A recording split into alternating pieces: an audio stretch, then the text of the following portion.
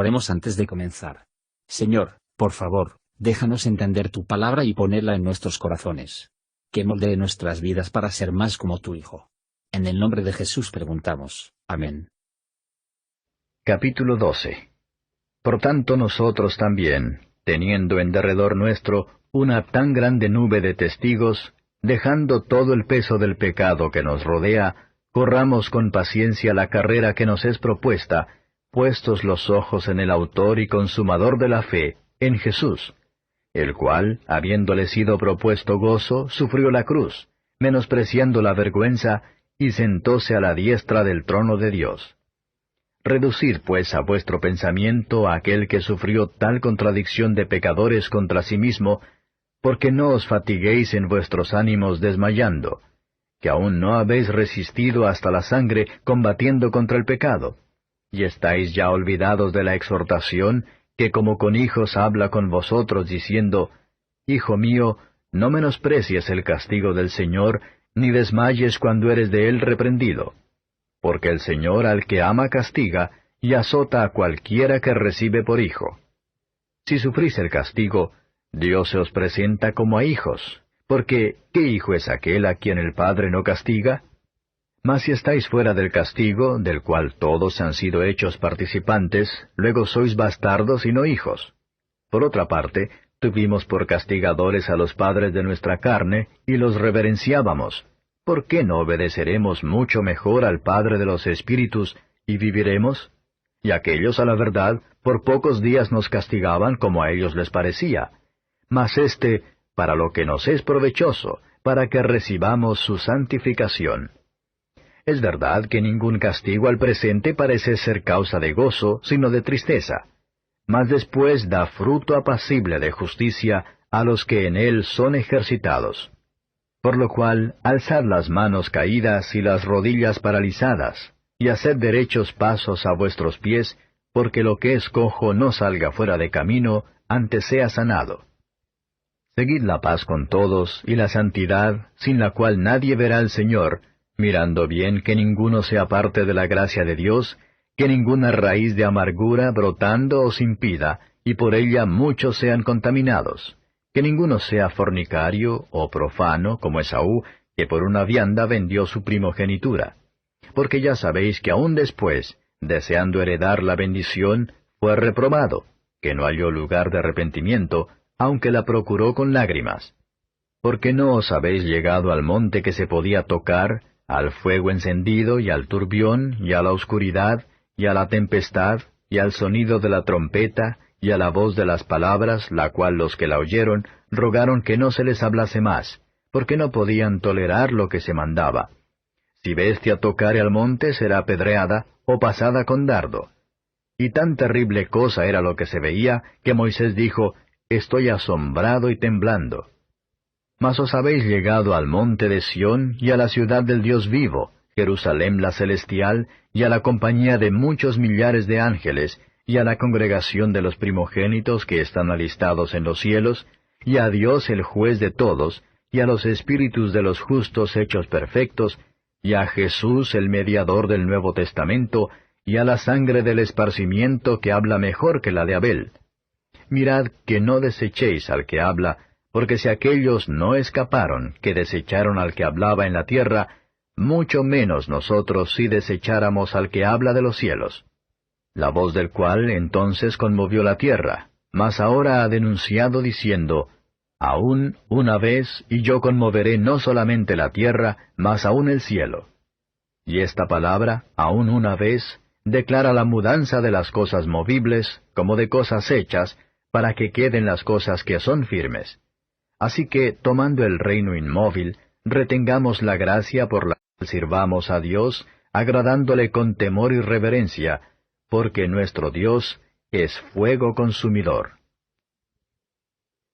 Comentario de Mateo Henry, Hebreos capítulo 12.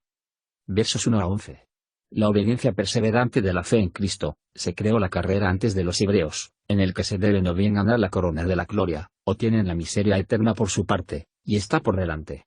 Por el pecado que nos asedia, entender que el pecado a la que estamos más propensos, o para los que estamos más expuestos, por hábito, la edad de las circunstancias. Esta es una exhortación más importante, pues mientras darle pecado de un hombre, sea lo que será, sigue siendo su violado, le impedirá correr la carrera cristiana, ya que toma de él todos los motivos para correr, y le da el poder a todo desaliento. Cuando cansado y débil en sus mentes, hacerles recordar que el Santo Jesús sufrió, para salvarlos de la miseria eterna. Por fijamente los ojos en Jesús, sus pensamientos fortalecerían afectos santos, y los someterá a sus deseos carnales. Veamos entonces lo consideramos con frecuencia. ¿Cuáles son nuestros pequeños ensayos a sus agonías, o incluso a nuestros desiertos? ¿Qué son los sufrimientos de muchos otros? Hay una propensión en los creyentes a cansarse, y desmayar bajo pruebas y aflicciones, estos de la imperfección de la gracia y los restos de la corrupción. Los cristianos no deben desmayar bajo sus ensayos. Aunque sus enemigos y perseguidores pueden ser instrumentos para infligir sufrimientos, sin embargo, son castigos divinos. Su Padre Celestial tiene su mano en todo, y su fin sabe a qué responder por todos. No deben nacer a la luz de las aflicciones, y ser sin sentir debajo de ellos, porque son la mano y la vara de Dios, y son sus reproches por el pecado.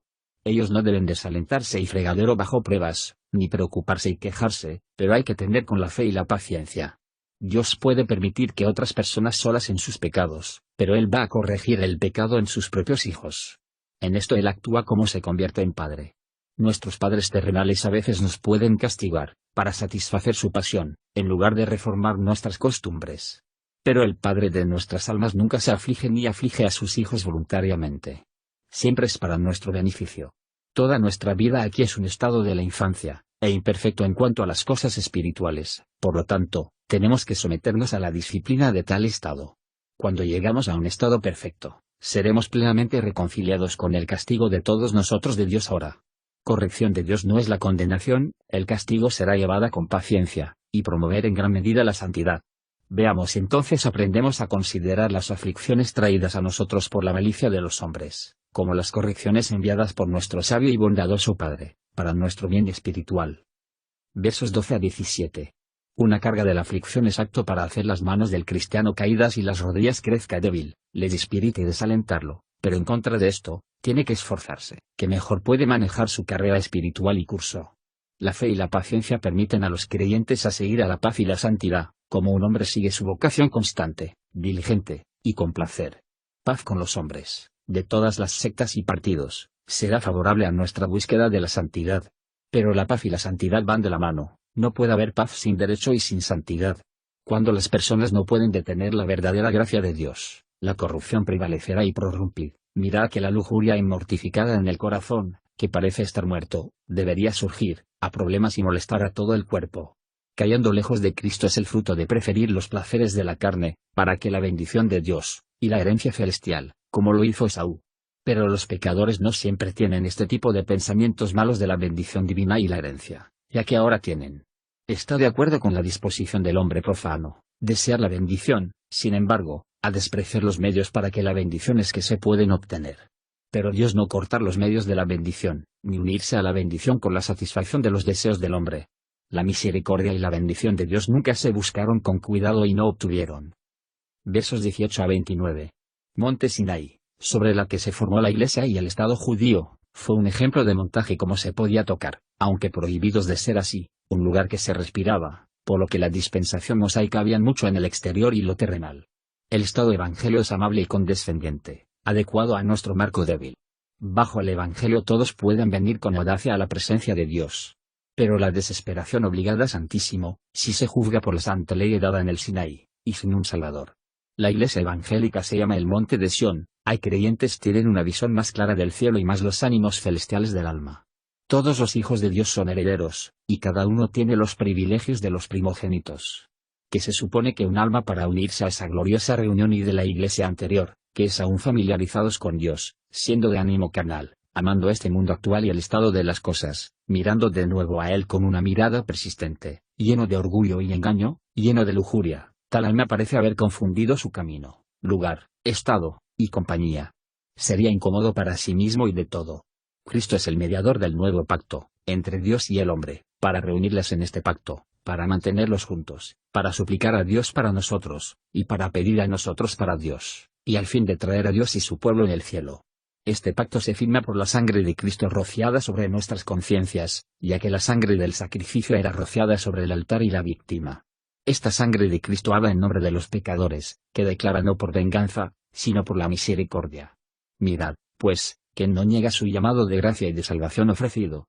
Mirad que no aquel que habla de los cielos, con infinita ternura y el amor no se niega, de cómo pueden aquellos escape, que se alejan de Dios en incredulidad o apostasía, mientras que tan amablemente les suplica reconciliarse, y para recibir su favor eterna. Trato de Dios con los hombres bajo el Evangelio, en un camino de la gracia, nos asegura, que va a hacer frente a los enemigos de todo el Evangelio, de una forma de juicio.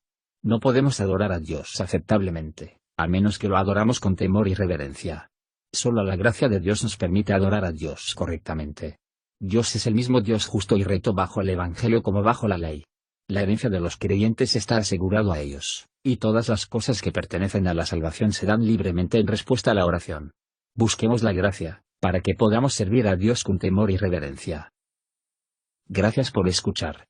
Si quieres saber más sobre Jesús y lo que el Evangelio significa para ti, entonces ve el video que se muestra a la izquierda de la pantalla y no olvides suscribirte. Que el Señor Jesucristo bendiga tu día.